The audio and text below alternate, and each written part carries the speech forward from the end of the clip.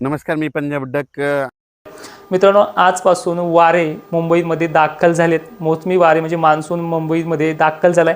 सांगली, सोलापूर, कोल्हापूर तसेच रत्नागिरी, सिंधुदुर्ग, कोकण पूर्ण व्यापून मुंबईपर्यंत मजल मारले. त्याचबरोबर महाराष्ट्राच्या या मान्सूनची जी काही वाटचाल आहे ती आता उत्तरेकडे सरकताना दिसते आहे. महाराष्ट्रातला आणि दक्षिण कोपरा व्यापून पुढची प्रगती त्याची कशी होणार आहे हे देखील पाहूयात. आजच्या 9 तारखेपासून मान्सून पुढचे 5 दिवस मुंबईमध्ये स्थान बांधून राहील. जवळपास 15 तारखेपर्यंत मुंबईच्या बाहेर निघेल अशी शक्यता दिसत नाही आहे.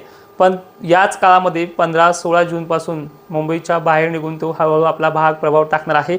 आणि जसं तुम्हाला मागच्या जवळपास 15 दिवसापासून सातत्याने सांगितले की 15-16 जूनपासून तो स्टार्टअप करेल मान्सून आणि 22 पर्यंत पेरण्या आटोपतील अशी पद्धत आहे. त्यामुळे 15-16 पासून ते 22 पर्यंत ह्या मधल्या कालखंडामध्ये मान्सून हा सर्व दूर पडत असतो आणि पडताना मात्र काही जिल्हे अगोदर घेतो.